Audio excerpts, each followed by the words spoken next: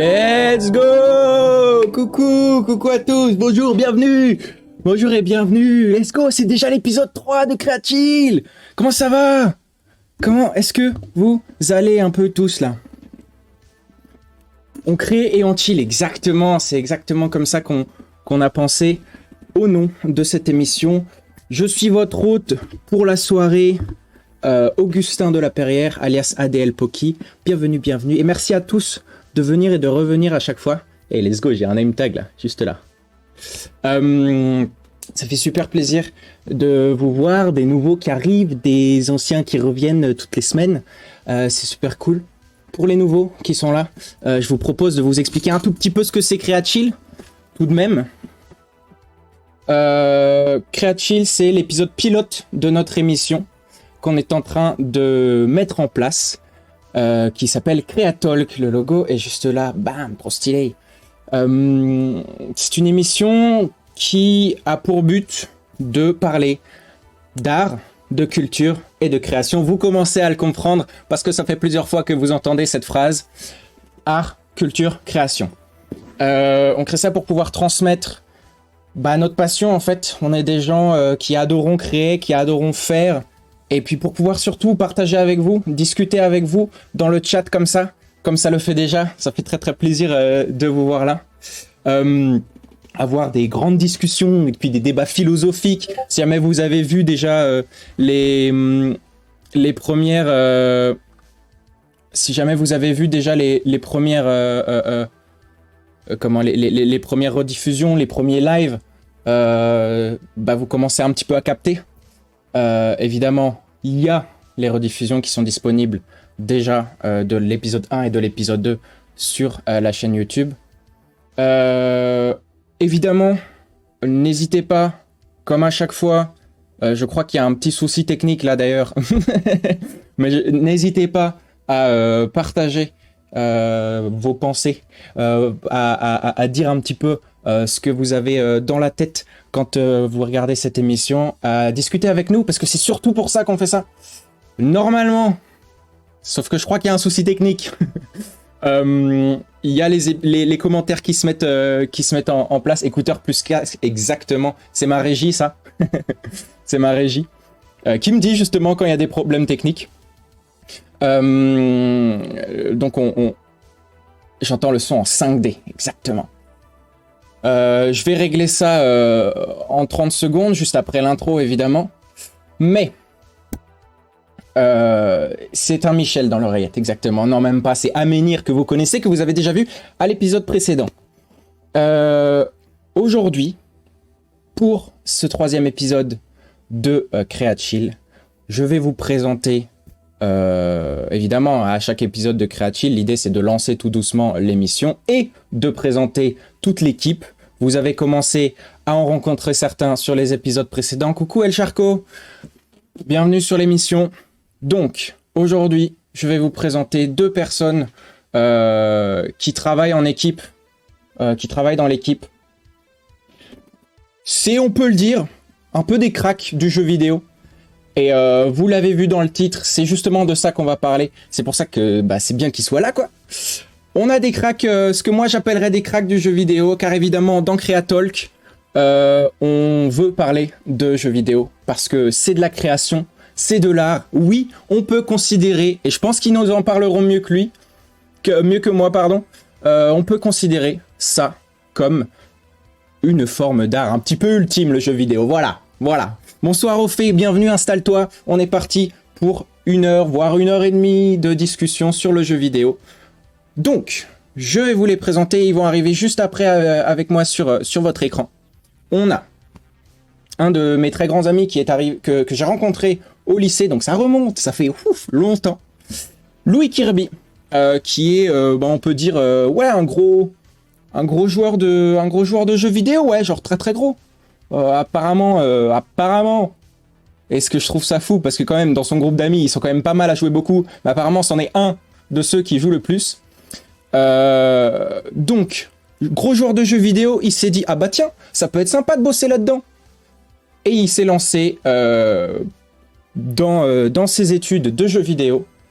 Il joue H24 sauf pour nous parler pendant Créatalk et Créachill, et pour ses études. Il est donc en 3e année d'études de GD, et on va voir d'ailleurs qu'est-ce que c'est que le GD. Oh là là, oh là là, petite hype pour la chronique qui va arriver. Qu'est-ce que c'est que le GD? Donc on a Louis Kirby, et ensuite on a un autre crack du JV, c'est Jules. Alors Jules, c'est aussi un élève de cette école dans laquelle Louis Kirby est, donc l'ISART, c'est un ancien élève plutôt, parce qu'il a fini ses années. Et lui, c'est son frère qui lui a fait découvrir le jeu vidéo. À savoir, et c'est ce qu'il m'a raconté, il était intéressé par le créatif dans une famille de scientifiques. Ah, et bien c'est comme ça qu'il s'est dit, ah bah tiens, le jeu vidéo, il y a des problèmes à résoudre, il faut construire tout un jeu, et on va en parler juste après, ils sauront mieux en parler que moi. Donc voilà, c'est comme ça qu'il s'est dit, il y a du créatif, on a des choses à bosser un petit peu plus dans le technique, et il y a beaucoup de choses à bosser dans le technique sur un jeu vidéo, vous vous en doutez si vous êtes joueur tout simplement. Alors let's go, il a fait ces 5 années, je pense qu'il nous redira un petit peu plus précisément, mais c'est 5 années à l'ISART, et après 1 an à Montréal, il nous revient pour faire partie de l'équipe de Créatalk. Mesdames et messieurs, faites beaucoup de bruit, plein de bruit, pour Louis Kirby et Jules, que l'on accueille tout de suite. Let's go! Salut! Let's go! Salut. Comment Salut, est-ce que salut. ça va? Comment est-ce que ça va? Dites-moi si on entend bien les uns et les autres, parce que ça, évidemment, on s'en souvient, nous sommes dans une émission indépendante. On n'a pas connaît. forcément tout qui marche dès le début, notamment cette histoire de messages mis en avant, que je vous avoue ne pas savoir pourquoi il ne fonctionne pas. On va gérer ça. Comment ça va? Tranquille. Comment ça va? va. Bien, et toi? Tranquille. Ça fait hein. très plaisir de vous avoir là. d'être là. Ouais. Trop rigolo. Ah bah trop bien, trop bien. Je crois qu'il y a des gens qui vous connaissent un petit peu dans le chat. Non, Quelques. non. Quelques-uns. Bah, ça fait plaisir de vous voir là. En plus, si jamais vous êtes un petit peu JV aussi, on a déjà un bon commentaire, une bonne question. Le jeu vidéo est-il un art? Alors là, en La effet, chronique est déjà faite. voilà, Dispo sur Chronique est YouTube sur en la fait. chaîne YouTube. Juste. voilà. On a. Pour ce qui est de la véracité des propos, je ne parlerai qu'en présence de mon avocat. Alors, on a ce tout petit problème de son, de commentaires qui n'apparaît pas. Est-ce que, pendant que je règle ça, Mhm. je peux vous laisser un petit peu vous présenter, parlez-nous de vous, parlez-nous de qui vous êtes, au-delà de cette mini-introduction que je vous ai faite, parce que finalement, cette émission-là, elle est pour vous tout seul. Faut savoir que donc Louis Kirby et Jules font partie de la chronique jeux vidéo. Aux épisodes précédents, on avait une chronique et un aparté. Là, on a toute l'émission juste pour vous deux, la chronique jeux vidéo, Louis Kirby et Jules. Donc, qui c'est qui veut commencer à parler tout de suite? Comme tu veux, mec. Je sais Bah pas, vas-y, je vais me présenter. Vas-y, Let's go. Alors du coup globalement, moi comme a dit Augustin, j'ai fait 5 ans d'études, pas du tout, j'en ai fait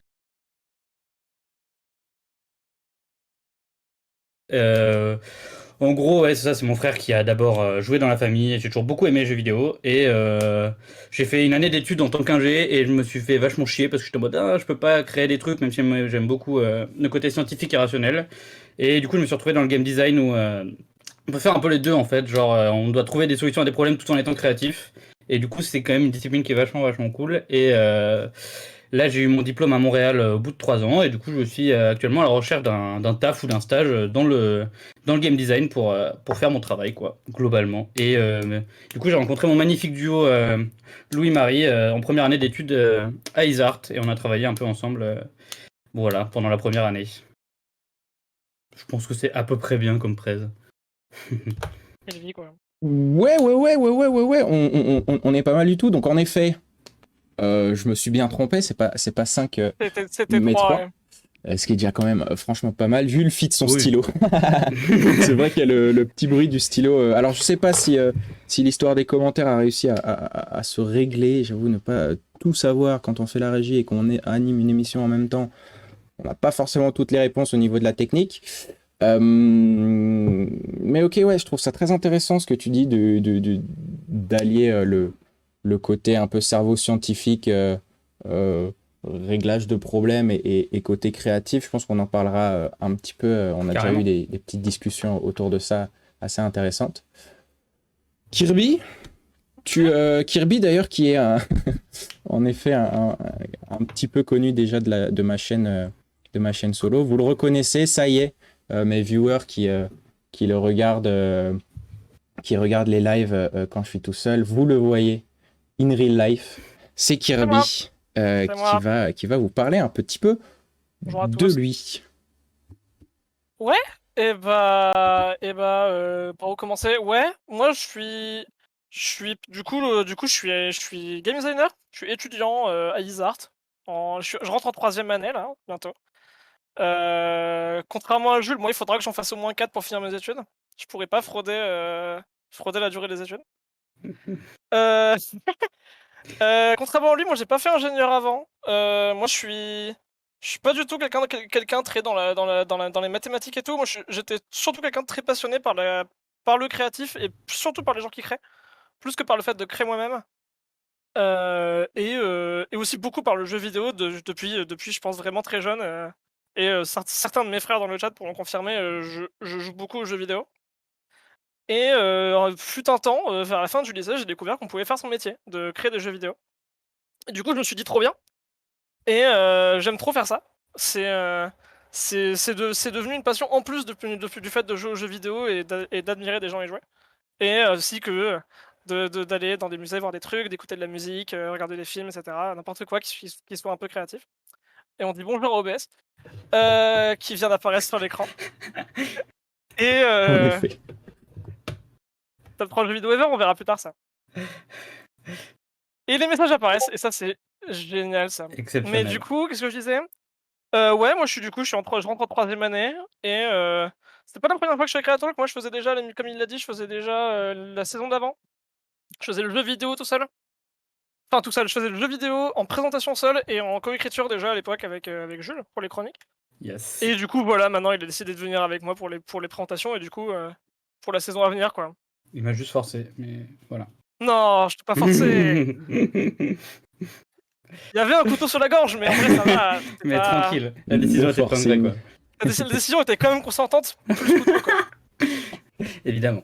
Non, mais ça fait Évidemment. plaisir de pouvoir vous avoir tous les deux. C'est vrai que à la base, donc il y a 2 ans déjà, 2 ans. Devant, ouais. Dans les premiers épisodes de Creatalk, Louis avait commencé à bosser avec toi, Jules, pour au moins l'écriture. Là, c'est trop Yes. cool de pouvoir t'avoir et que vous soyez vraiment un binôme qui, je pense, vous pourrez le voir dans le public, va être bien sympa et bien marrant à suivre. On espère, on espère. Ah ouais, J'espère, moi hein. je n'en doute pas. Je n'en doute Après, pas. c'est purement professionnel, hein. À côté de ça, on s'aime pas. Hein, mais... Évidemment. C'est juste Évidemment. pour l'argent. C'est juste pour l'argent qu'on ne touche pas qu'on fait C'est ça. uniquement pour l'argent Creatol qu'on est là.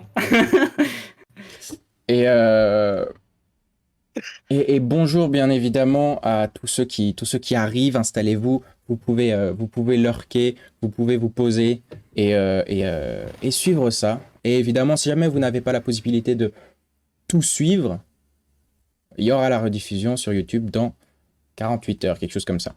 Moi, j'ai une question déjà pour vous deux, direct. Ouais. On a parlé de problem solving, on a parlé d'aspect créatif de la création d'un jeu vidéo, un petit peu trouver des idées, etc. Est-ce que l'idée de créer quelque chose vraiment purement créatif et avoir ce qu'on appelle du coup le problem solving, ce qui est en français la résolution de problèmes, Ouais, c'est ça. voilà. Ouais. Est-ce qu'on arrive à trouver une limite ou une différence à ça, ou est-ce que vraiment vous mêlez les deux quand vous arrivez quand vous vous retrouvez à bosser sur un jeu? Alors, je pense que Louis-Marie va avoir une réponse assez différente. Mais moi, je pense, ouais. Mais moi, je considère vraiment que genre, en fait, être créatif pour moi, c'est vraiment juste résoudre des problèmes et genre, t'as une bonne solution parce que t'as un bon contexte. Et c'est pour ça que je dis que j'aime bien le côté rationnel et scientifique parce que genre, souvent dans un jeu vidéo, quand tu vas résoudre un problème, il va être spécifique à ton contexte de créer ce jeu vidéo-là, donc avec toute une contrainte technique, toutes des contraintes créatives, des intentions que t'as, etc. Et c'est pour ça que moi, je trouve ça grave satisfaisant parce que t'as entre guillemets une meilleure solution. Et du coup, la créativité, elle est un peu guidée, entre guillemets. Mais je pense pas du tout que Louis va être d'accord avec moi avec ça. Mais... Ah ouais. On est sur une. En fait, je pense que je suis pas nécessairement pas d'accord.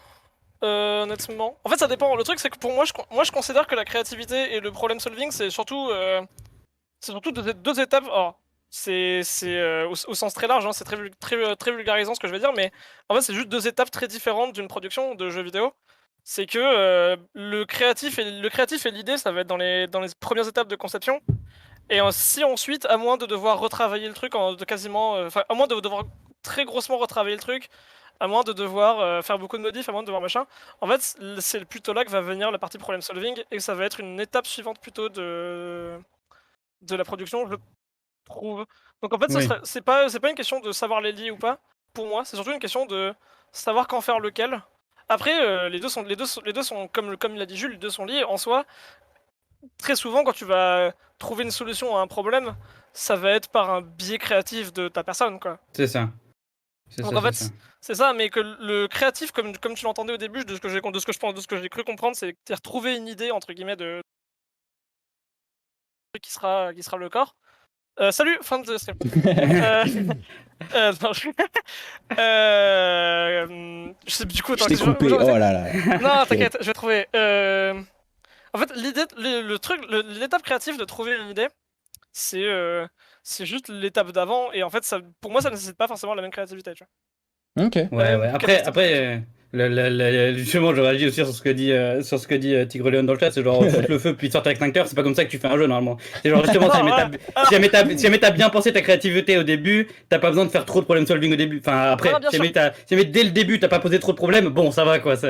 Tu t'en sors après. Forcément, après, tu vois, t'as la bonne création et la mauvaise création, tu vois. En fait, t'as les idées hasardeuses de départ qui sont pas forcément des trucs que des gens ont déjà fait ou que des trucs machin, où tu peux voir si potentiellement quelqu'un l'a déjà fait et si ça marche bien. T'as pas forcément de manuel précis pour atteindre ce que tu veux pour faire. lesquelles t'as pas un manuel, en fait, comme c'est dit dans le chat, quand t'as pas de manuel, tu vas d'abord mettre le feu. Ouais. Et tu vas d'abord mettre le feu et puis avoir 5 mecs avec extincteurs et c'est parti. C'est ça. Et en fait, ça dépend. En fait, mais même en vrai, je pense que tu vois, typiquement c'est bête, mais ça peut s'adapter à des types de jeux qui existent, tu vois. Je tangente beaucoup, hein, donc vous me dites. Mais par exemple, tu vois, il y a pas longtemps, il y a eu la grosse période Battle Royale. Je sais pas, si je table que le premier c'est à peu près PUBG, à peu près. Hein. Il y en avait forcément les autres avant. Il a changé d'un sur nous, mais. Ouais, pardon, changé d'un. Voilà, le premier c'est un changé d'un. Eux, je pense que dans l'idée, tu vois, pour plein de questions et pour plein de trucs, ils ont d'abord mis le feu et ensuite ils ont chopé des extincteurs. Par contre, en fait, derrière quasiment tous les autres qui ont repris le même corps de jeu, c'est-à-dire le principe d'un Battle Royale, eux, en fait, ils avaient déjà une ceinture de sécurité qui n'avait pas les premiers, et à chaque nouveau jeu du même genre, t'avais une ceinture de sécurité qui vient des mecs d'avant. Ouais. Je capte. En fait. Mais si jamais je peux continuer à ton genre aussi, c'est ça ce qui est grave cool aussi sur le côté. Enfin, ce que je trouve grave cool sur le côté créatif du jeu vidéo, c'est que on t'apprend très très vite à genre. En fait, tout a déjà été fait et du coup, être créatif, c'est juste avoir des connaissances et les réappliquer. Et je trouve que c'est trop bien parce que. Enfin, c'est vachement moins limitant et vachement moins frustrant de dire bah oui, mais en fait, je peux juste prendre ce bout de méca, prendre ce bout de film, prendre ce bout de truc et le coller dans mon jeu de vidéo. Ouais. Et ça fait quand même un truc cool que les gens aiment jouer. Et ça, je trouve que c'est un truc. Enfin, pour moi, en fait, c'est surtout ça la créativité. C'est savoir prendre des blocs et les réutiliser au bon endroit. Pouvoir choper des inspirations à droite à gauche. C'est vrai que ça, on retrouve ça dans beaucoup de formes d'art différentes. Moi, je vous propose, juste avant de commencer et de vous présenter votre forme de chronique, je vous propose de répondre à cette petite question que Kirby a posée juste avant. C'est très vite là. Top 3 jeux vidéo ever. Vas-y Louis, tu commences. Je commence ? Ah oui. La caméra est sur toi. Tu commences. Ouais, manifestement, ouais. En fait, j'en ai 2, j'en ai pas 3. Bah 2 alors. Attends, mais en fait, je vais trouver le troisième, mais laisse-moi 2 secondes. Le premier pour moi, c'est plus un jeu de cœur plus un jeu de cœur et d'un point de vue émotionnel que d'un point de vue technique ou d'un point de vue créatif ou quoi. Hmm. C'est surtout un jeu qui m'a marqué, c'est Final Fantasy IX, qui est un JRPG qui date de 2001, si je dis pas de bêtises, crois que c'est ça, ouais. sur PlayStation 1, qui est une grosse aventure que j'apprécie énormément, avec plein de personnages que j'adore et une écriture vraiment au poil enfin même un système de jeu, de combat, de quête et tout, qui est vraiment très cool. Que je vous recommande, qui est disponible sur PC, qui désormais est disponible sur PC, sur Steam. Yes. Alors ça a mal vieilli d'un point de vue visuel, mais Trop bien. parce que c'est vieux quand même, c'est trop bien comme jeu. Par contre, c'est un beau morceau, faut s'y accrocher. C'est quasiment une 60aine d'heures pour finir le jeu de base, donc voilà. En deuxième, je mettrais Hollow Knight, qui pour moi est probablement l'un des... Le fameux. Mon Metroidvania préféré, je pense. Bon, Metroidvania, c'est un genre de jeu, je vais pas me lancer maintenant, je pense, dans ce qu'est-ce que c'est. Mais qui est probablement mon jeu de ce genre préféré, et comme c'est un de mes genres de jeux préférés, du coup, il coche la case assez bien. Et... numéro 3. Pire, si t'as pas de 3, t'as pas de 3. Hein. Je sais pas. T'en as pas? En fait, alors, numéro 3, je vais mettre un truc auquel je joue beaucoup, je kiffe actuellement. Mais c'est pas forcément mon numéro 3 ever, mais c'est plutôt parce que c'est celui qui fait que je kiffe actuellement. Et il est dans le chat, c'est pour ça que j'y ai pensé. C'est pas Warframe, non. C'est Orange ce kappa où tu l'as trouvé. Non, ce sera GTFO, qui est un shooter horror coop à 4. Enfin, coop est pensé pour 4 joueurs et pas vraiment pour moi. Que je trouve dans la réalisation quasi pas parfait, mais vraiment exceptionnel. Dans la réalisation d'une épreuve coop menée avec des potes ou quoi, je trouve que le truc est hyper bien poussé, hyper bien fichu, et hyper quali dans son ensemble. Et en ce moment, c'est un truc sur lequel je joue beaucoup et je prends beaucoup de bon temps. Très bien, GTFO. Ok. Et Jules, est-ce que tu as... Donc on a le top 3 de Louis Kirby. Jules, as-tu ton top 3? Ça peut être top 2 si tu n'as pas les top 3. Non, j'en ai 3. J'ai eu le temps de réfléchir du coup. Oui, j'ai pris du temps, désolé. Non, mais t'inquiète, t'as bien raison. Moi, un des jeux que j'ai essayé, c'est les 2 Super Mario Galaxy, parce que déjà, c'est les jeux de mon enfance, et aussi parce que c'est juste, en fait, quand j'y joue, c'est des jeux, je me dis putain, j'aurais trop aimé les créer. C'est genre tellement intelligent, c'est trop bien. Super Mario Galaxy, ça se joue encore très bien maintenant, c'est encore super innovant maintenant, alors que c'est des jeux d'il y a une dizaine, voire quinzaine d'années, et c'est vraiment trop bien. Un autre jeu que j'aime beaucoup, c'est Gris, qui est un jeu indé fait par des illustrateurs, qui est déjà de 1 magnifique et de 2 que j'ai trouvé juste très émouvant et qui est vraiment un de mes jeux favoris. J'ai joué il y a 1 an et demi et je vous le recommande. En plus, il faut pas avoir beaucoup de jeux vidéo pour y jouer, c'est assez accessible. Donc allez-y les yeux fermés, c'est trop bien. Et un des derniers jeux, c'est The Stanley Parable, qui du coup est un jeu un peu... un walking sim, donc c'est un jeu juste où on va marcher, on va pas faire grand chose, mais surtout ce que j'aime beaucoup, c'est que Stanley Parable, il a un vrai propos sur ce qu'est un jeu vidéo, sur le média jeu vidéo et tout, et c'est un des seuls jeux que je vois faire ça. Et je trouve que c'est toujours intéressant dans l'art et la création de réfléchir à son propre média via ce média, donc réfléchir au jeu vidéo via le jeu vidéo. Et rien que pour ça, et pour être le seul qui l'a fait à mon connaissance, je trouve ça très cool. Voilà. Ok, on est sur un truc un peu méta c'est du ça. jeu vidéo dans le jeu vidéo, que c'est mise bien en fait, abîme. Ouais. Alors, petite question, parce que j'ai vu qu'ils avaient refait j'ai pas tout compris. Moi, j'ai envie de me le faire, Ah, parce que j'avais essayé de le faire, et puis il était buggé dès le début. Ouais. J'ai tourné en rond dans une pièce où il y avait un mur à la place d'une porte où je devais aller, bref. Mais ils ont refait une édition, ils ont fait une Deluxe édition où il y a... En gros, le principe, c'est qu'il y a une douzaine de fins, je crois, au jeu classique. Ils ont dû en rajouter 5 ou 6, je crois, avec la nouvelle édition que j'ai pas encore pu faire, qu'il faut que je fasse. Et du coup, voilà, c'est juste qu'il y a des fins en plus. Donc si jamais tu le fais, prends la Deluxe édition. Ok. Direct. D'accord, ça marche. Bah écoute, on va potentiellement faire ça en live, en audio. Let's go. Je sens qu'on va trouver pas mal d'inspiration et de jeux à faire pour les prochains mois là. De ce que j'ai compris, c'était déjà Louis qui te filait tous tes jeux à faire d'habitude. Donc, Il y a beaucoup de recos qui passent là. Dans son Excel, il y a quelques entrées, c'est les miennes, genre. Quelques. Quelqu'un. Euh, Spirit Fire, du coup, t'en es où? allez. Voilà, par exemple, on a ce genre de message un peu forcing. Non, je rigole, je Voilà. rigole, je rigole. Oh. Allez, c'est bon, on charrie. Encore une fois, on charrie. vous avez pas fait 60 heures de Final Fantasy 9, vous. Hein. Voilà, c'est tout. Arrête, t'as kiffé, arrête. Oui, mais oui. T'as kiffé chaque instant, genre. Sur ce, je vous propose, si vous êtes bien d'accord évidemment, de vous lancer dans votre un peu première chronique, du coup, duo complètement. C'est ce à quoi devraient ressembler les chroniques pendant les Créatalks officiels, qui, je le rappelle, Yes. se lancent en septembre, mais n'oubliez pas, il faut être là en septembre. Et voilà, quoi, la place est à vous. J'ai très très hâte de voir de quoi vous allez nous parler. Et puis de voir comment ça va se passer, quoi. Let's go. Allez. Let's go. Eh ben, écoute. Eh ben, bienvenue sur Où est le JV, la chronique Voilà. jeux vidéo. Ouais, j'ai pas le retour du Discord, pardon. Ouais, attends. Mon gosse, c'est Ah, pas là. terrible, Attends, terrible. Bon, alors du coup, je vais continuer pendant qu'il galère. Alors, ce première chronique, on va vous parler de ce que notre métier, en fait, ce que c'est le game design, puisque vous n'êtes pas forcément tous amateurs ou amatrices de jeux vidéo, et vous n'êtes pas forcément tous connaisseurs et des connaisseuses des métiers du jeu vidéo. Et du coup, Ah on va vous expliquer comment est-ce qu'on fait croire qu'on est les seuls artistes de la pièce, alors qu'en fait, on ne sert à rien. C'est parti. Alors, ouais, on verra ça plus tard. Mais déjà, bonjour. Déjà, bonjour. Comment ça va? En vrai, comment ça va le chat? Détendez-vous, ça va bien se passer. Détendez-vous, cette chronique ne sera pas si longue que les premières que j'ai pu faire. Tout se passera mieux. Ça va bien se passer. Allez, c'est parti. Espérons que vous allez bien. Alors déjà, il serait bon de rappeler, c'est quoi un jeu vidéo?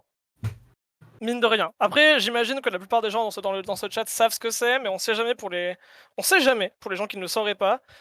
Un jeu vidéo, si on veut définir ça très grossièrement, c'est un médium interactif avec lequel vous jouez sur de nombreux types de plateformes allant de l'ordinateur, téléphone, la console, les frigos. Les frigos peuvent jouer à la téléphone maintenant. Les voitures, il y a la mini. On est dans l'actu, il y a la mini Pokémon qui a été annoncée hier qui peut jouer à Pokémon dessus. Oui. Voilà. Oui. On est dans l'actualité, ça a été annoncé hier soir. Et c'est vraiment terrible. C'est ça, j'ai pas vu ça. Non, mais t'inquiète. En termes de jeux vidéo et en termes de qu'est-ce que ça peut montrer un jeu vidéo, il y a beaucoup de choses. Ça peut être un Candy Crush sur mobile que j'imagine que beaucoup d'entre vous connaissent, qui globalement est un jeu où vous devez aligner des choses de même couleur et même forme pour faire des points et finir des niveaux, à quelque chose comme The Long Drive, que je vous souhaite de ne jamais lancer de votre vie, parce que c'est un gouffre à temps et à vous faire croire qu'en fait il y a un but au jeu alors que il y en a pas. Si vous voulez voir des gens souffrir, il y a des streamers qui l'ont fait, mais je vous en conjure. Ne jouez pas à ça. Ça a l'air Mais bien voilà, stable, c'est un en peu tout notre cas. spectre du jeu vidéo, quoi. Non, voilà, c'était surtout pour couvrir un spectre. Après, on en a plein d'autres, hein. Des jeux vidéo, il y en a plein de genres. En plus, on les met pas toutes parce que la flemme, mais on a des Mario, on a du Fortnite, on a le meilleur jeu vidéo de tous les temps, du coup, on a Final Fantasy 9. Et on a l'un de mes jeux préférés que j'ai oublié de citer tout à l'heure, qui s'appelle Valhalla, qui est un visual novel de bartending, qui est exceptionnellement bien, où vous avez juste à cliquer pour suivre les dialogues, et c'est très bien écrit, c'est un pur plaisir, et c'est très joli en plus. Un visual novel, qu'est-ce que c'est comme type de jeu? Parce que c'est vrai que bon, Un visual novel, c'est globalement en plan fixe, avec des images de personnages en 2D et des bulles de texte. Ok. C'est conte illustré, quoi, en français. Globalement, c'est des images qui bougent avec du texte, quoi. Et une histoire, une bonne histoire, normalement. Et ouais, dans l'idée, une histoire le mieux écrite possible, parce que c'est le seul support du jeu. Ouais, c'est ça qui fait tenir tout le jeu. C'est ça. Mais du coup, voilà. Et du coup, c'est bien beau, on a vu ce que c'était un jeu vidéo, mais du coup, comme n'importe quel art, il faut des gens derrière, il faut des artistes pour faire des jeux vidéo. Et du coup, la question, c'est comment on fait des jeux vidéo? Et ben, une des premières réponses qu'on peut apporter, c'est avec des gens, des employés, parce qu'il faut beaucoup de gens pour faire certains jeux vidéo. Par exemple, sur l'image, là, on a Cyberpunk ou Assassin's Creed Valhalla, qui sont des jeux qui prennent parfois des centaines d'employés, jusqu'à parfois 1 millier d'employés pour faire des jeux vidéo. Donc, je vous explique pas comment on fait pour créer à 1000, pour avoir une intention créative à 1000, et qui aussi prennent beaucoup de temps et d'argent. Par exemple, Cyberpunk, c'est 8 ans de développement, donc voilà, c'est un sacré investissement de faire un jeu vidéo. 8 ans et des millions de dollars. C'est ça, pour résumer. Mais en fait, je vous ai un peu menti, parce qu'on peut aussi faire des jeux vidéo avec une personne ou peu de gens. Typiquement, on a l'exemple de Return of the Obra Dinn, qui est fait par Lucas Pope, qui fait tous ses jeux tout seul. Il fait tout seul. La création visuelle, le game design, la création sonore, la programmation. Et il fait des jeux très très bien, jouer à Return of the Obra Dinn. Et ou alors encore Hollow Knight, où l'équipe est vraiment à 3 personnes, voire quelques-uns en plus pour faire la musique, mais c'est vraiment assez peu. Donc voilà, on peut faire des jeux avec beaucoup de gens ou avec peu de gens et encore beaucoup de temps par contre. Ça, le temps, c'est incompressible. Malheureusement, beaucoup de temps toujours et beaucoup d'argent toujours, mais surtout, c'est pas parce qu'il y a moins de gens que c'est des moins bons jeux. Hollow C'est Knight, ça. comme je disais, c'est probablement l'un des meilleurs jeux de son genre qui existe. Ils sont 3. Voilà. Ils sont 3, ils avaient pas de thunes. Mais j'ai géré. Mais trop fort. Mais du coup, tous ces gens là qui font des jeux vidéo, c'est qui? Et nous, Genre, il y en a 1000, ils font quoi? C'est il bien y en beau. a 1000, c'est qui les 1000? Qu'est-ce qu'ils font? Et surtout, nous, on est qui? Parce que du coup, on est censé être genre game designers, quoi que ça veut dire. Mais voilà quoi, on est censé faire ça. On est censé faire des trucs. Mais du coup, vous en faites pas, on va vous expliquer. Mais par contre, ce qu'on va commencer par faire, c'est vous expliquer ce qu'on n'est pas. Parce qu'en fait, il y a une chose que vous devez apprendre, c'est que dans la vie d'un game designer, quand on dit à quelqu'un que c'est notre métier, il y a plein de questions qui s'en suivent. Mais du coup, tu fais des choses. Et en fait, en général, les gens se trompent parce que personne ne sait ce que c'est qu'un game designer. En vrai, même nous, on sait pas vraiment ce que c'est un game designer. Mais on va faire semblant pour le besoin de la chronique. La première question, c'est est-ce que vous dessinez? Parce que du coup, design quoi. C'est dans le nom. Est-ce que vous dessinez genre? Et non. Non, tout ce qui va être de près ou de loin touché au dessin, c'est les gens qu'on va appeler des artistes. Et les artistes, il y en a beaucoup, des types d'artistes. On les a même pas pu tous les citer là sur cette slide, mais il y en a beaucoup. On a des artistes 2D, 3D qui vont faire du coup des trucs visuels en 2D ou en 3D. On a des concept artistes qui vont faire des images conceptuelles sur les débuts de production. On a des tech artistes qui vont faire des tools pour artistes. On a des VFX artistes qui vont faire des effets visuels. On a des light artistes qui vont faire des lumières, qui genre sont éclairagistes. On a des animateurs, comme dans le genre de cinéma d'animation, qui vont animer des personnages. On a plein de choses, mais du coup, c'est pas nous qui faisons tout ça. Parce que c'est des gens qui sont des vrais artistes. C'est les vrais artistes. Et du coup, si jamais on dessine pas, peut-être qu'on programme, parce qu'il faut programmer pour faire un jeu. Et non, toujours pas, ça c'est les programmeurs, qui du coup, comme vous pouvez à peu près vous l'imaginer, codent le jeu pour que ça fonctionne. Ils font en sorte que l'ordi fasse ce qu'on lui demande. Et encore une fois, c'est un métier qui est vachement divers. Il y en a... Enfin, il n'y a pas un programmeur qui fait le même métier globalement. Il y a des métiers un peu divers et un peu obscurs aussi. On peut par exemple avoir un gameplay programmeur qui lui va s'occuper de programmer un saut par exemple. Et à côté, il y a un graphique programmeur qui va faire en sorte que l'objet 3D s'affiche sur ton écran. C'est pas du tout les mêmes compétences ni le même métier. On a encore les tools programmeurs qui vont faire en sorte de créer des outils pour l'équipe. Les programmateurs de moteurs qui vont faire en sorte de créer les logiciels sur lesquels tous les développeurs de jeux vidéo vont travailler. Enfin, c'est très divers et c'est pas du tout les mêmes métiers. Et du coup, si jamais on programme pas, peut-être que, vu qu'on est artiste, peut-être qu'on fait de la musique et du son. Mais non, toujours pas. Ça, c'est les sound designers qui, du coup, s'occupent de ça. Ils vont créer et implémenter les bruitages dans le jeu. Donc, n'importe quel un bruit de saut, par exemple, c'est eux qui l'ont créé. Ils vont aussi s'occuper de composer les musiques du jeu, si jamais c'est les composeurs. Et ils vont aussi, et c'est assez important, gérer les doublages quand il y a des voix, pour avoir les bons acteurs, leur donner les bonnes lignes, les bonnes intentions, etc. Et c'est assez important. Mais du coup, si on fait rien de tout ça, si on fait pas un truc semi-artistique, on fait quoi? On fait genre du management d'équipe, quoi? Et non. Non, vraiment, toujours pas. Le management d'équipe, c'est pas nous, c'est ce qu'on appelle des producteurs dans notre métier, qui sont des gens qui font des calendriers de production qui gèrent qui fait quoi, jusqu'à quand, combien de temps, avec qui d'autre. Est-ce qu'à la fin, il va changer de projet, des choses comme ça? Est-ce qu'il faut parler au client parce que le client, il a demandé un autre jeu, en fait? Ce genre de choses. C'est d'autres métiers, encore une fois. Et à la limite, est-ce que du coup, nous on joue au jeu, on est là, on joue au jeu pendant son développement, on voit s'il y a des problèmes et tout. Et non, ça c'est d'autres métiers. Ça c'est les derniers qu'on va lister là-dedans, c'est les testeurs QA. Les testeurs QA, c'est des gens qu'on aime fort dans notre métier. Parce que les testeurs QA, sans eux, en fait, on sait pas si un jeu il marche bien. On n'est pas sûr que le jeu il marche vraiment très bien avant la sortie. Et ça donne Cyberpunk, quoi. Et ça donne des jeux, ça donne des jeux, c'est des Project Red. On sent un espèce de fil rouge de haine dans tes chroniques. Toujours. Cyberpunk, non, c'est genre. Regarde, il n'y avait pas la même blague dans la slide d'avant en plus. Je sais. Mais du coup, voilà, c'est toujours pas nous. C'est toujours pas nous, c'est les QA. Les QA, on les aime très très fort. Oui, sinon pas un métier facile. facile. En parlant de QA, on va pouvoir vous parler de GD, parce que le QA, c'est un métier qui est finalement assez proche.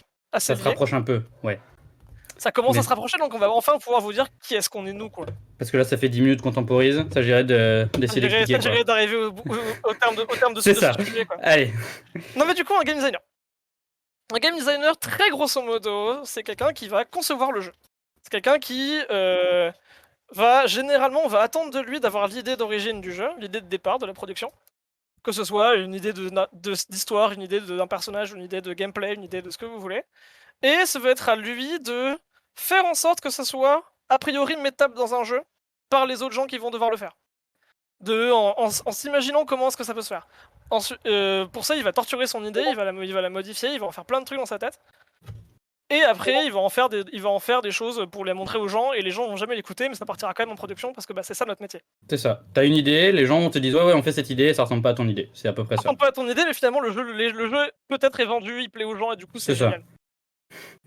C'est globalement ça. Et l'autre partie du métier, c'est surtout aussi dans une production de 8 ans, comme on disait, avec 1000 personnes, c'est les gens comme nous qui font en sorte que les 1000 personnes gardent la même idée du jeu en tête et restent dans la même direction. Parce que sinon, en fait, t'en as un qui va faire un autre jeu pendant la même production et ça va finir en bazar à la fin, quoi.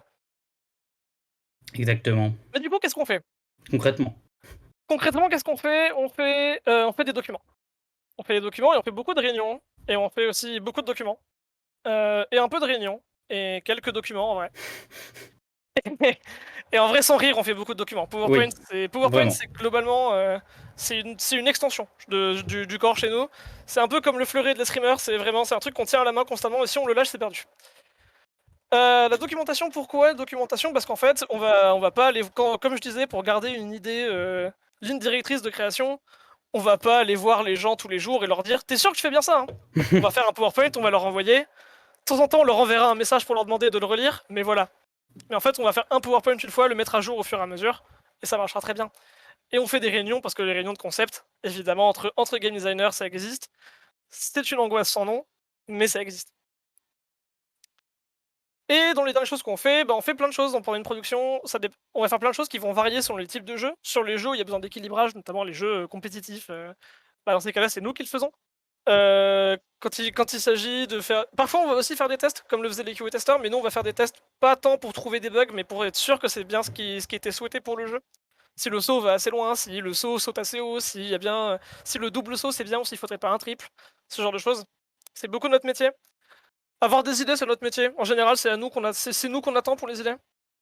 Mais en réalité, c'est l'une des raisons pour lesquelles tout le monde tout le monde dit que les GD ça sert pas à grand chose, c'est que tout le monde peut avoir des idées. Oui, c'est ça. Mais après, c'est le travail de l'idée qui est et de sa gestion qui est notre métier. Donc ça, pour le coup, il y a besoin de nous. C'est ce genre, normalement c'est les GD qui vont avoir l'idée à la base du jeu, mais en soi tout le monde peut l'avoir cette idée à la base du jeu. Donc c'est surtout, enfin c'est un peu ça notre métier, mais c'est pas la grande majorité. Surtout gérer l'idée après, quoi. C'est ça. Mais du coup, comme un peu pour les autres métiers, il y a pas mal de sous-métiers aussi au GD. Il y a assez peu de gens qui vont juste dire bonjour, je suis game designer. Et alors on a essayé de faire des catégories un peu bien pas bien. Donc on va d'abord passer aux cool kids. Donc les premiers cool kids qu'on peut citer, c'est les narrative designers. Donc eux, c'est les gens qui vont s'occuper de. Il y a une narration dans le jeu, il y a un jeu, c'est faire en sorte que les deux se mélangent, que la narration la narration se mêle bien au jeu, que les outils qu'on donne à la narration soient cohérents. Il y a les 3C designers. Donc eux, c'est les gens qui vont s'occuper de faire en sorte que ton personnage soit comme il faut, qui saute là où il faut, qu'il ait les bonnes compétences, etc. Et qui va gérer ça tout au long de la prod. Les combat designers, ça c'est assez transparent, c'est les gens qui vont s'occuper du combat, qui respectent bien les intentions qu'il faut, qui soient dynamiques, qui soient lents, qui soient exactement comme il faut. Les gameplay designers, donc ça c'est les gens qui vont se focus vraiment sur une mécanique précise.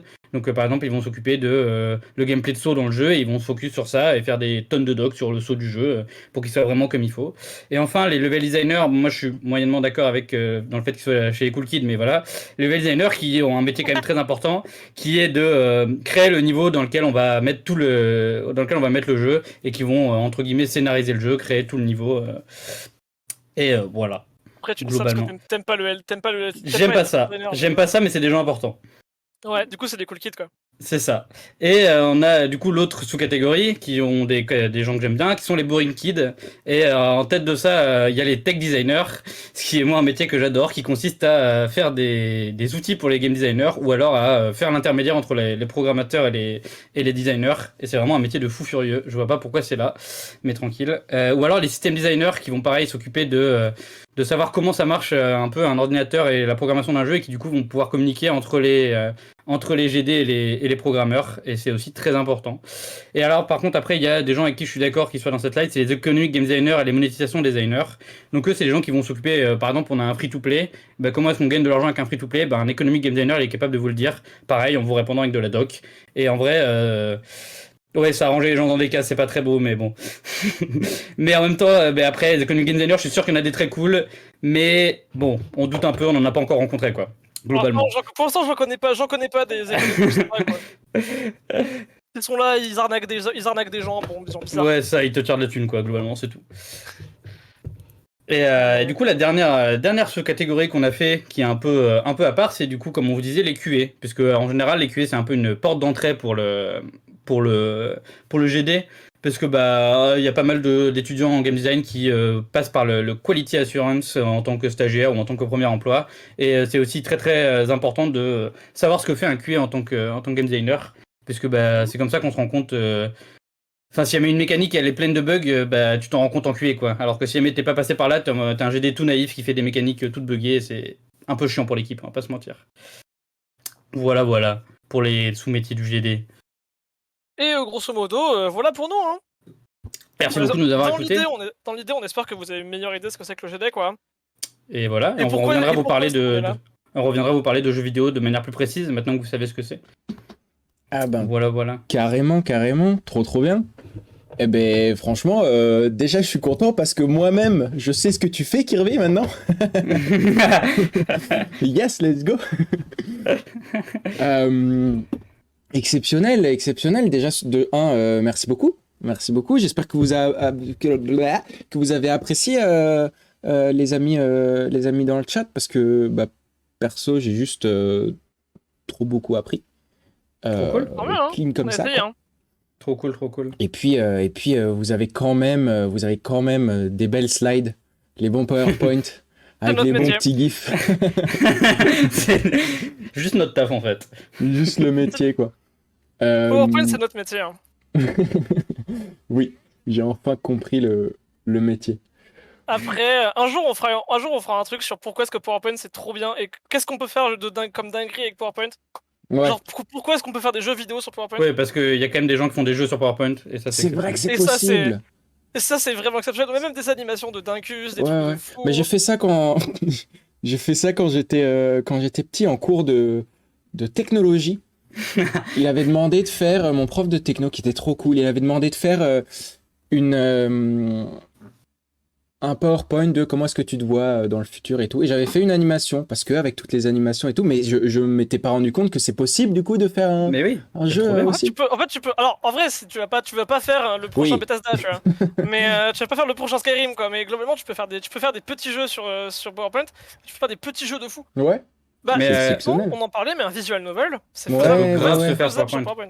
Mais pour te dire, je sais pas si vous connaissez le principe des game jams qui du coup faire un jeu sur un temps très court, et il y a une game jam qui est organisée uniquement sur PowerPoint. Oui. Et genre ça marche. Ouais, en général, il y a quand même pas mal d'inscrits et les gens s'éclatent bien quoi. Ouais, c'est vrai. Ça donne des petites dingueries à la fin de la jam quoi. On se retrouve pas avec des outils supra compliqués. C'est vrai que c'est très accessible, donc ça c'est assez marrant.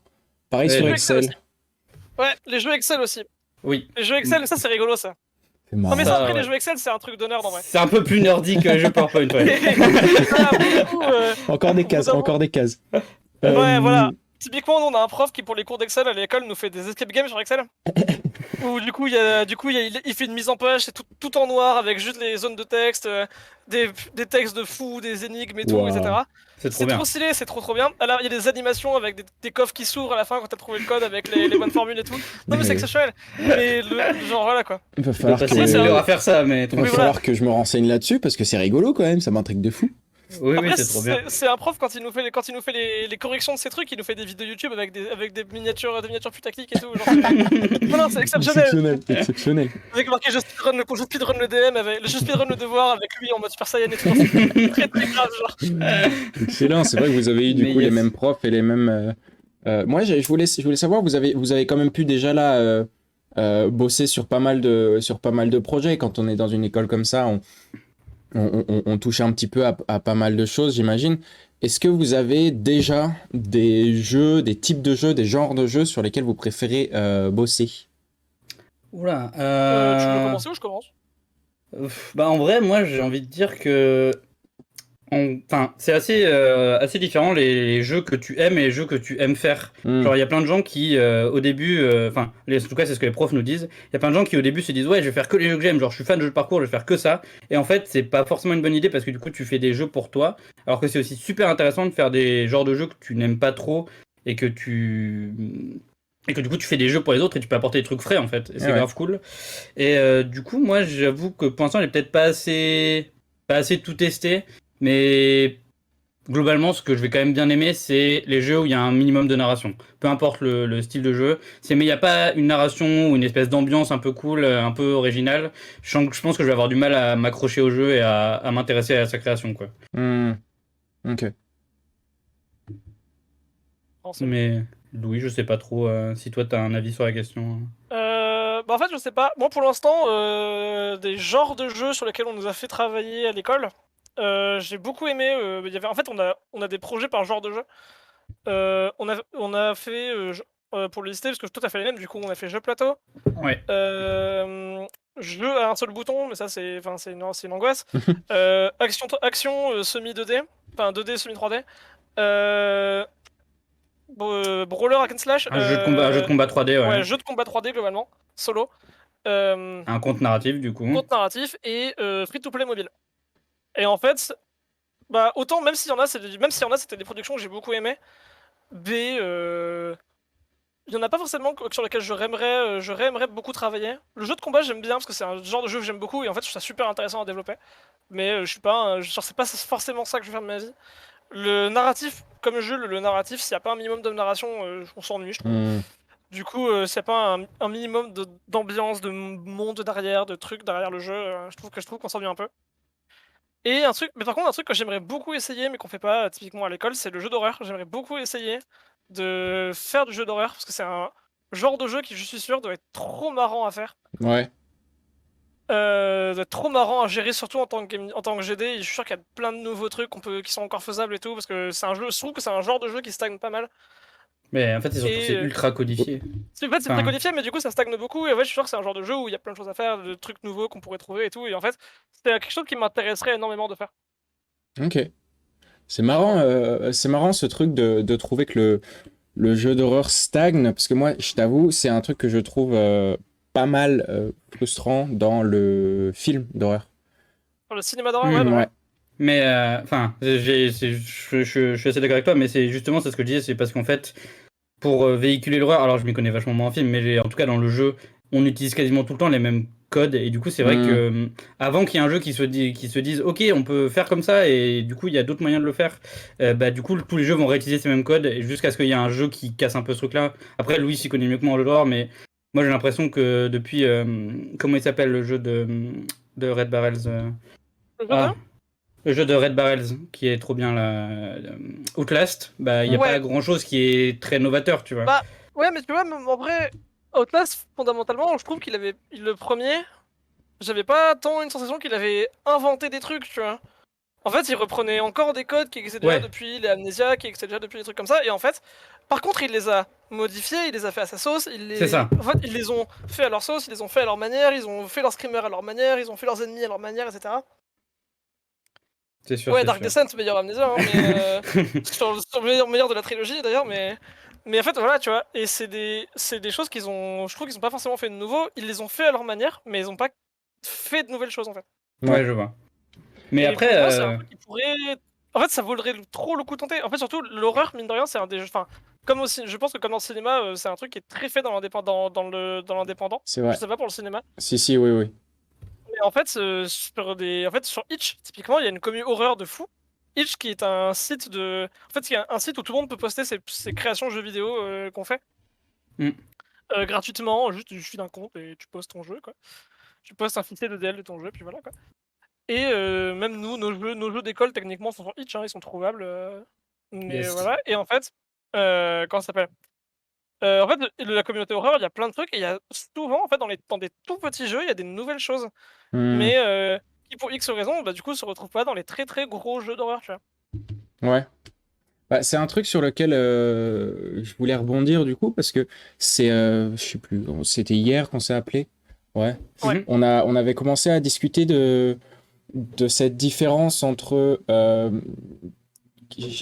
Faut que j'arrive à retrouver le cheminement de ma pensée pour arriver à cette phrase, mais je crois que vous voyez où je veux en venir. C'était cette idée que dans le milieu du jeu vidéo, on a beaucoup de gens qui font des jeux vidéo et qui vivent et qui mangent et qui sont toujours que dans ce milieu-là du jeu vidéo, et que, en tout cas d'après vous, c'est ce que j'ai cru comprendre, il n'y avait pas forcément justement de grosses nouveautés, et c'est ce que tu disais un petit peu aussi Jules tout à l'heure, c'est que on va a priori, quand on va développer un jeu vidéo, on va potentiellement s'inspirer de ce que les autres ont fait, et donc on va avoir des mécaniques qui se ressemblent beaucoup, on va avoir des manières de raconter les histoires qui vont beaucoup se ressembler, là où a priori, dans des jeux un petit peu plus indés, si j'ai cru comprendre, il peut y avoir, je sais pas, des gens qui viennent pas forcément que du jeu vidéo.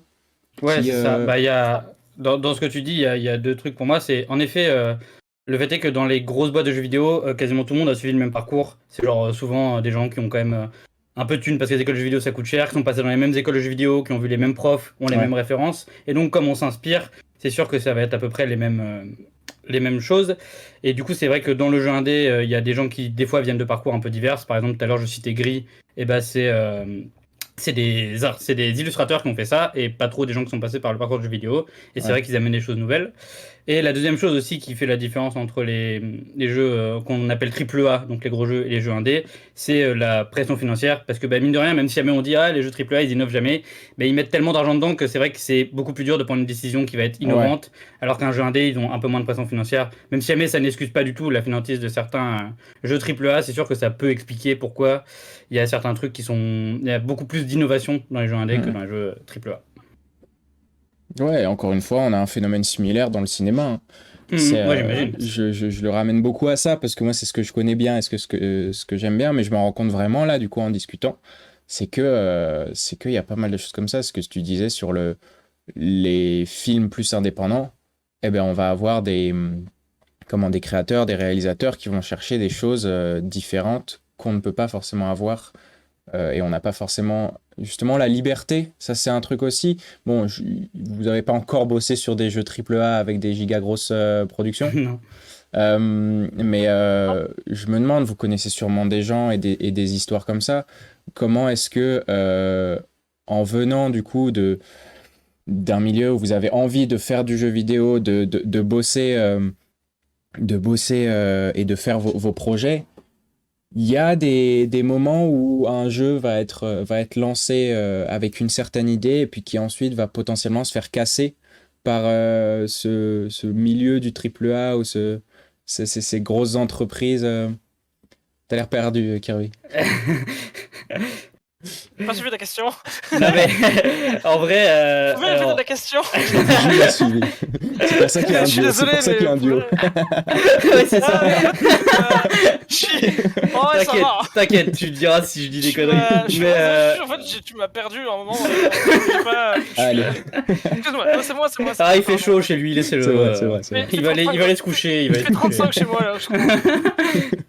Mais du coup, ouais, en vrai, je pense que c'est un peu l'histoire de la vie des jeunes GD qui arrivent dans des grosses boîtes, je pense que tu racontes. C'est vraiment genre envie de révolutionner le truc, de faire des trucs trop bien et tout, et on te dit ouais, mais en fait ton jeu faut qu'il se vende X exemplaires, donc tu vas faire ce que demande le marché actuellement, et voilà quoi. Et après tu pourras peut-être innover sur les bords, et du coup c'est là que tu essaies de trouver ton fun. Mais après, moi je dis ça, je vous préviens d'avant, je suis un peu biaisé. Moi je suis très pro indé et j'aime pas trop les jeux AAA et la façon dont ils sont créés. Mais donc ouais, je pense que c'est, à mon sens, là où s'oriente le jeu AAA avec genre beaucoup de gens, des prods énormes, c'est se réduire le côté artistique et liberté, à mon sens. Mais après, ça peut se débattre, je pense. Après, Mais en fait, je pense que ça se débat, tu vois, parce que t'as des contre-exemples en fait de ça. En fait, t'en as ouais, peu, t'en as assez ouais, peu, c'est je suis ça. d'accord. Mais en fait, il en existe, tu vois, des AAA qui en vrai, bah, pas forcément réinnovent le genre sur à chaque nouveau jeu, mais qui ont des studios AAA, je veux dire, qui forcément réinnovent, réinnovent le milieu à chaque nouveau jeu, mais qui en fait, des fois, ont des formules nouvelles, tu vois. C'est un peu Hmm. ce qu'on fait. Je trouve que c'est un peu ce qu'on fait. Comment il s'appelle au secours. Il se perd dans ses cheveux. Ouais, un peu. C'est un peu ce qu'on fait From Software, tu vois, en fait, avec leur système de difficulté, leur Ouais. manière de faire des combats, leur manière de gérer de l'exploration, de raconter des histoires et tout. Ouais, From En fait, Software, pour ceux qui ont pas la référence, et ceux qui ont fait Dark bah, Souls, les Dark Sekiro, Souls et Elden Elden Ring Ring aussi, récemment, qui fait beaucoup plus parler. qui a bien marché. En fait, tu vois, à une époque, tu vois, le Dark Souls 1, c'était un nouveau truc. Et même, en Hmm. fait, Ouais, derrière, ça crée un nouveau genre qui est en soi, le Souls-like. ouais, c'est ça. Mais Les jeux à difficulté extrêmement élevée, avec des trucs comme ça. En fait, difficulté extrêmement élevée, mais difficulté en général très juste.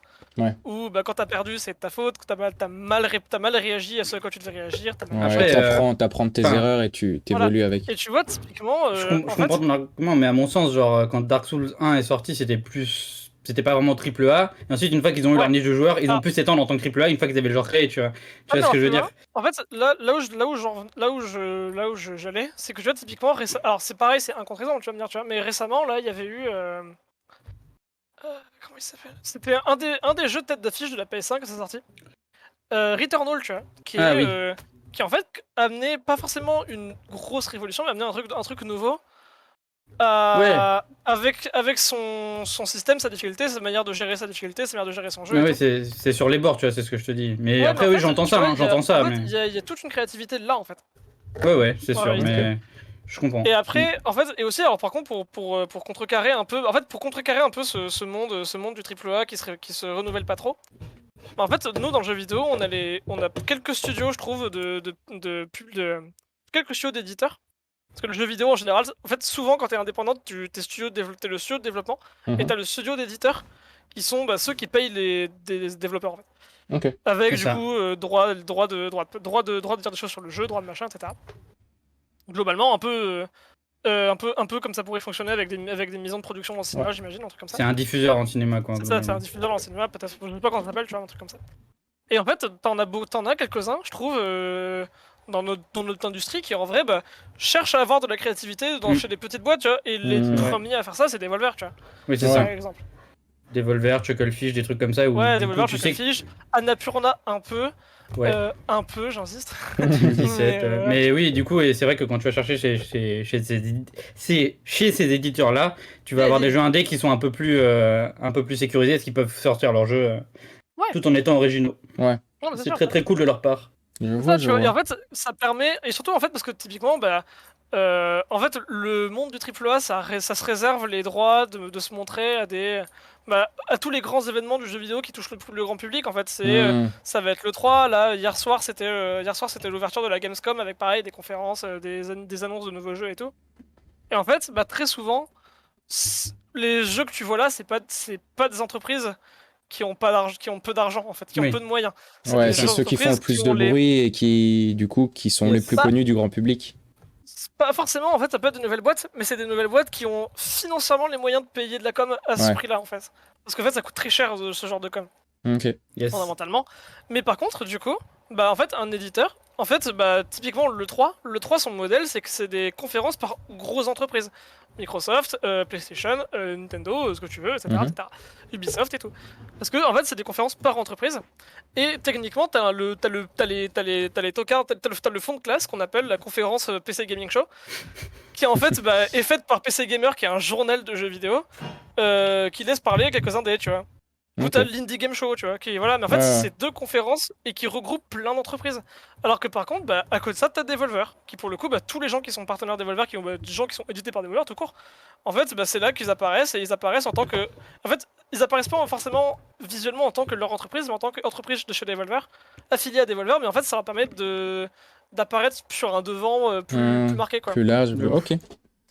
On a pris une giga tangente. Ouais, mais c'est Vraiment, un peu, mais... c'est giga intéressant. C'est giga intéressant et La question est intéressante, ça. bah ouais, forcément.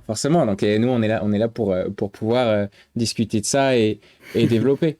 Moi je voulais savoir parce que là donc on a appris ce que c'était que le GD. Maintenant tout le monde dans le chat et évidemment en regardant la rediffusion comprennent et ont bien compris parce que c'était très bien expliqué. Maintenant, Let's go. question un petit peu, bah faut se projeter quoi, faut se projeter. Mais je sais que bah du coup dans votre école et généralement quand on s'intéresse quand même à une discipline, on se rencontre et on découvre d'autres sous-chemins de cette discipline. Vous allez comprendre où je veux en venir. Est-ce que il y a d'autres disciplines dans le développement de jeux vidéo qui vous intéresseraient si jamais justement vous n'étiez pas lancé dans un parcours de GD? Ah, j'ai jamais réfléchi à ça. Ouais. Je remets en question votre vie et vos choix de vie là. Ouais, de ouf. J'ai vu mes 3 années de défilé devant mes yeux là, c'est... En vrai, ça dépend à quel point tu poses la question. Enfin, à quel point tu pousses la question, c'est qu'en gros, bah, soit tu poses la question, parce que tu sais, bah, dans GD, on a cité les entre guillemets, ce qu'on avait appelé les sous-métiers. C'est-à-dire les métiers affiliés au GD qui sont en fait des, entre guillemets, des branches du GD. Bah, LD, ND, Gameplay GD, 3C GD, etc. Plein de trucs qu'on pourrait citer, il y en a plein, on les a pas tout écrit tout à l'heure, parce que ça prendrait 2 stages chaque fois, 3 stages à chaque fois, c'est relou. Mais en fait, est-ce que du coup, tu nous autorises ces sous-métiers ou tu les autorises pas et il faudrait qu'on parte sur les autres métiers, quoi? Parce qu'en fait, c'est ça la question, parce qu'en fait, dans ces cas-là, en fait, GD, en soi, c'est un métier.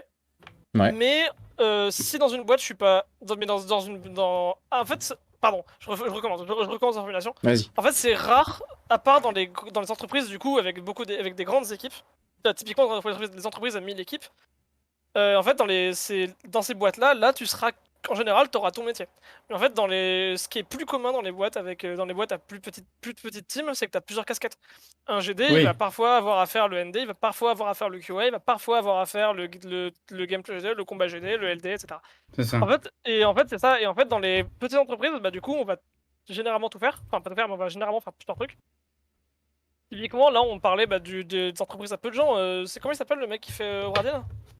Lucas Pope. Lucas Pope, bah lui il fait tout seul parce que c'est un psycho. Mais les mecs de chez Hollow Knight, ils sont 3. T'as l'artiste GD, t'as le prog GD et t'as le prog artiste. Ok. C'est ça. Et voilà, tu vois. Et en fait, du coup, ils font plein de trucs. Alors que si tu taffes dans une boîte du genre Ubisoft ou Santa Monica ou je sais pas, Naughty Dog, ce que tu veux, les mecs qui font Naughty Dog, c'est les mecs qui font un métier giga précis. Ouais, tu fais que ça. En fait, bah, tu seras GD ou ND ou machin, voire même des trucs que t'apprends pas en école. Par exemple, là, on avait écrit monétisation designer. En fait, ça, c'est une blague entre nous, parce qu'en fait, monétisation designer, c'est un truc que moi j'ai vu passer sur une offre de stage à laquelle j'ai postulé. Mais en fait, en école, on t'apprend que l'existence de éco-GD. Il y a des nuances entre les deux. En fait, monétisation, techniquement, c'est un sous-métier d'économique. En fait, c'est ça, c'est un sous-métier d'éco, tu vois. Ok. Mais donc il y a un peu des métiers qui changent vraiment en fonction des boîtes. Ouais. Quoi. Donc c'est pour ça, soit tu nous autorises à faire des sous-métiers, enfin entre guillemets des sous-métiers GD, soit et dans ces cas-là, c'est compliqué. Ouais. Après, moi, pour répondre à ta question, je pense que si jamais je faisais pas de GD, moi j'aimerais bien faire Lucas Pope en fait, genre faire tout. Moi j'aime trop l'idée de pouvoir faire un jeu tout seul, c'est pour ça aussi que je suis un GD qui sait faire, bon, à ma très humble mesure, hein, parce que non, mais t'as le droit de dire que tu sais faire qui sait aussi faire un peu de prog et de, bon, pas d'art, mais qui sait faire un peu de prog. Et du coup, j'avoue que j'aime trop ce côté. Enfin, moi, j'aime beaucoup le fait de genre. On a un mec qui fait un jeu vidéo tout seul, je trouve ça toujours trop stylé parce que quand t'es conscient du travail que c'est derrière et de la multitude de métiers divers que ça implique, c'est vraiment incroyable quoi. Et du coup, si un jour je suis capable de faire ça, je serai vraiment en mode let's go quoi. Ouais, ça permettrait de. Pourquoi il apparaît encore ces petits trucs là? C'est un truc, c'est indépendant. Indépendant l'émission. C'est comment c'est ton jeu sera moche mais cool, tu vois. Exactement. Merci Noisette. En fait, c'est aussi quelque chose, c'est de se poser la question, est-ce que tu veux faire du coup potentiellement si tu travailles dans une giga grande boîte, faire un seul job H24 ou avoir plusieurs rôles un petit peu dans le développement de ce jeu, enfin des jeux. Ouais. Bah, c'est pour ça que moi, perso, je suis plus orienté boîte indé parce que je sais que je pourrais faire plusieurs trucs, quoi. Ouais. Genre, alors que dans une grosse boîte, je pense que je vais vite tourner en rond si jamais je fais une fois tout le temps le même métier. Réussir à être un petit peu plus versatile dans les différents jobs de développement de jeux vidéo. C'est ça. On est en train d'arriver, je pense, tout doucement à la fin Yes. de l'émission. Franchement, super intéressant. Cool. Moi, j'ai beaucoup appris. Mais avant de se quitter, il y a le mot de la fin. La question que vous avez vu passer sur les épisodes précédents, évidemment l'épisode 1 et l'épisode 2, qui est... Attention, on l'attend. Roulement de tambour. Si jamais vous aviez la possibilité d'envoyer et de donner un message, ça peut être une image, un jeu vidéo, un message avec un texte, un film, n'importe quoi. Si jamais vous avez la possibilité de donner ça à un petit robot qui part dans l'espace, dans l'optique de découvrir la vie, qu'est-ce que vous mettriez? Qu'est-ce que vous lui donneriez à ce petit robot? Évidemment, on pense à notre petit robot Créabot, la mascotte de cette émission. Évidemment. Alors, j'ai réfléchi à la question, mais je pense pas que la réponse va vous plaire. Trop pas réfléchi à la question. Bah vas-y, réfléchis pendant que réfléchis pendant que je parle alors. Moi, je pense que je n'enverrai rien parce que ce serait de toute manière la forme de vie ne comprendrait pas et pourrait mal l'interpréter. Wow. Du coup, je pense que le robot en lui-même peut faire comprendre. Genre, c'est ça qui est le plus clair. Ah d'accord. laisse bosser. C'est ça. Genre le fait qu'il y ait un robot qui vienne te voir, je pense que c'est déjà assez clair comme message. Donc voilà. Sinon, ça peut être mal interprété en fait. Et genre, je suis en mode, si jamais le message que j'ai choisi est mal interprété, c'est la sauce. C'est terrible. La sauce. Je sais pas. La semaine dernière, on a Martin qui nous a dit, j'enverrai peut-être le film E.T. et le film The Thing de John Carpenter pour pouvoir leur montrer un petit peu les deux visions des aliens qu'on a, pour qu'ils puissent les interpréter en fonction, voilà. Et puis toi, juste rien. Ça me va comme réponse. Mais et puis surtout, il y a un argumentaire de pourquoi est-ce que c'est rien. Laisse le robot se débrouiller. J'ai essayé de réfléchir quand même. Non, mais c'est bien. C'est bien.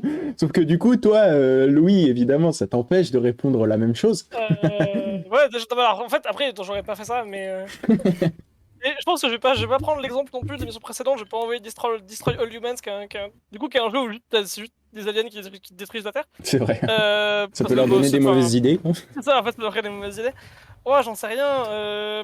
En fait, si on, je pense, et d'un point même, je pense d'un point de vue un peu scénique, mais je pense que si on veut showcase l'humanité, on envoie Fortnite. Comme ça, ils sont pas déçus, quoi. Ils arrivent, ils s'y attendaient. Comme ça, ils ont ouvert chat. Comme ça, ouvert chat. Ouais, non, mais... Comme ça, ils ont un showcase de à quoi s'attendre en arrivant. C'est limite un bouclier, quoi. Enfin, genre, Non, en fait, c'est... Regardez le bas du panier, maintenant imaginez-vous. Non, je rigole. Mais, ça parle très très mal, quand même. Je rigole, j'aime beaucoup Fortnite. Petite balle perdue pour les joueurs de Fortnite. J'aime bien Fortnite, en vrai. Non, je sais pas... FF9 parce que c'est le meilleur jeu du monde, tu vois. Bah oui, tu peux, t'as le droit. Pour parler d'amitié finalement, quoi. FF9. En vrai, pour parler. Alors oui, parce qu'en fait, en vrai, je pourrais, tu vois, parce que pour parler d'amitié, typiquement, FF9, c'est le principe du jeu. Ça parle d'amitié et de trouver un sens et tout. Bah du coup, en vrai, on peut envoyer ça, tu vois. Après, du coup, ils y comprennent rien, ils y joueraient pas 60 heures, c'est moche en plus. Ouais, tu sais pas. 60 heures, c'est moche. Le 100%, faut faire au moins 5 runs. C'est chiant. Non, c'est relou. Il viendrait te chercher après. C'est toi qui nous a envoyé ça, qui c'est qui Explique-toi à la fin. Explique, je sais pas. Explique, vas-y, génial. N'hésitez pas, vous, évidemment, comme d'hab, dans le chat, à réfléchir à cette question très philosophique, évidemment, qui remet en cause toute l'existence de l'humanité et qui pourrait impacter comment est-ce que l'humanité survit après. Donc voilà, il y a beaucoup de responsabilités dans cette question, évidemment. Ben... Écoutez, moi ça me va complètement comme réponse. De toute façon, c'est vrai qu'il n'y a pas de mauvaise réponse. Je pourrais pas être là à dire je suis pas sûr. J'aurais pas fait ça, tu vois. C'est juste nul en fait. Non, mais sur ces très belles réponses, je pense qu'on va doucement clôturer la soirée, sauf si évidemment vous avez des choses à rajouter, d'autres questions à poser à ces deux game designers qui en connaissent quand même pas mal. Ah, on a des réponses. Faut envoyer Pokémon Rouge. Sans argumentaire, juste Pokémon Rouge. Juste Pokémon Rouge. Pong, en vrai, il n'y a pas moyen de mal interpréter le truc, c'est juste du fun. Ah, je suis sûr qu'on pourrait trouver un moyen de mal interpréter la... Ah, quelque chose à dire C'est fun sur pendant 2 minutes, quoi. C'est fun pendant 2 minutes, après c'est chiant. Pokémon Rouge, Quoi. c'est overrated après. Arrête, c'est trop bien Pokémon Rouge. On relance des débats, Non, on va pas faire ça, l'émission va être à 5 heures. Ah non, c'est chiant. Vous voulez pas nous entendre parler de jeux vidéo. Terrible. Non, mais moi, je suis très content de pouvoir voir ce que ça va donner, du coup, dans les prochains épisodes de Creatalk, parce que c'est vrai que la prochaine fois qu'on vous retrouvera, ce sera dans les épisodes officiels de Creatalk, où il y aura des invités, des petits trucs un petit peu plus poussés, plus construits, mais c'est vrai qu'on se débrouille pas mal, je trouve, c'est trop cool. quand même, sans vouloir trop me jeter des fleurs. Ah, c'est trop cool. Non, on est indépendant, mais indépendant qu'a dit. Hein. Il y a des changements de caméra et tout, c'est trop bien. Ouais, genre. t'as vu ça? Wow. Allez, bim. Je vous donne la nausée, là, c'est bon. Mais non, donc ouais, on se retrouvera pour vos prochaines chroniques que j'ai vraiment hâte d'entendre, parce que c'est vrai que vous avez quand même pas mal de choses à dire, et vous connaissez pas mal de choses sur tout ce domaine du jeu vidéo, en tout cas beaucoup plus que moi. Beaucoup plus que moi. Merci beaucoup d'avoir été là à tous les deux. Eh ben, merci à toi. Merci à toi, surtout, d'animer C'était ça. très cool. J'ai passé un très En vrai, bon d'avoir moment. relancé l'émission, c'est Ouais, bête, de ouf. mais moi je suis très heureux d'être là. Trop On cool. a passé un bon moment. C'est trop cool. Ça fait plaisir d'ouvrir la discussion, et surtout merci à vous d'avoir été là dans le chat et d'avoir participé, posé des questions, fait vos petites remarques. C'est exactement pour ça qu'on fait ça. C'est toujours très fun. N'hésitez pas. Je vais me répéter, hein, mais il faut le faire parce que c'est comme ça qu'on fait un petit peu vivre l'émission et qu'on peut partager ça. Vraiment, le but, c'est de partager ce genre de discussion avec le plus grand nombre. Et donc, n'hésitez pas à aller checker l'Instagram. Je pense que c'est celui où on est le plus actif. Mais on a évidemment une page Facebook pour ceux qui sont toujours sur Facebook, parce que je sais qu'il y en a. La page Facebook et le Twitter pour pouvoir connaître le planning et qui va être invité quand. On vous réserve des petites choses très chouettes. Évidemment, si jamais vous arrivez au milieu du live ou si jamais vous avez vu qu'un petit bout, la rediffusion sera bientôt disponible sur YouTube, sur la chaîne YouTube ADL Poki, c'est le même pseudo. N'hésitez pas à vous abonner pour avoir toutes les suites des prochains projets, des prochains épisodes.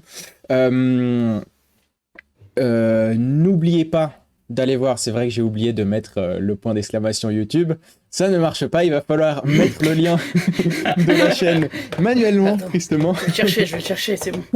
J'avais dit Non mais en tout cas, vous avez déjà les liens, on a des petites mains qui s'occupent de ça. Hein. Tu sais, Aménir veut le faire. C'est bon. Vous voulez pas sur... Ah, il s'est fait... Allez, il est bon parce qu'il est pas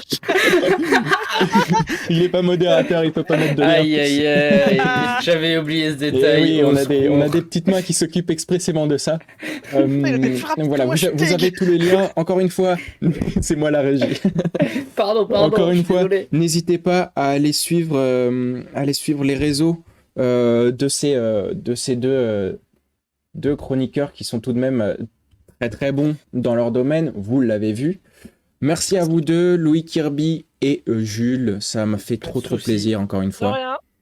Un plaisir. On est au mot de la fin avec cette petite question.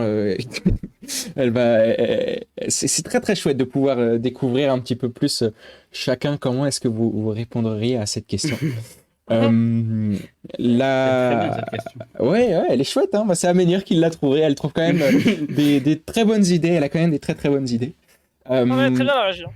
Ah non, bravo. Moi, je vais vous dire encore une fois, les liens partout, vous allez voir. Et puis, on va se retrouver la semaine prochaine pour le prochain Créa Chill. Le dernier épisode de Créa Chill, à savoir, ce sera donc le 4e épisode de Créa Chill, parce qu'ensuite, la semaine d'après, nous ne sommes plus en août, disons, nous ne sommes plus en été, on n'est plus là pour chiller, mais on est là pour talker directement, on rentre dans le brut. On va avoir notre premier épisode officiel avec un invité. J'ai hâte de vous faire découvrir ça. Mais tout d'abord, nous avons l'épisode de la semaine prochaine, mercredi 18h30. Ne soyez pas en retard. J'allais dire pas comme nous, mais on a le droit, ok? On a le droit. On a le droit. C'était que 10 minutes. C'était que 10 minutes. Franchement, ça va, hein, on a fait pire. Dans les épisodes de il y a 2 ans, là, on a fait pire. Mais l'épisode de la semaine prochaine sera très très très chargé parce que nous aurons non pas un, non pas deux, non pas trois, non pas quatre personnages, non pas une, deux plutôt, personnes sur ce live, mais en effet, nous serons 5 sur votre écran. Oui, tout à fait, évidemment, je me compte moi sur l'écran, on sera 5.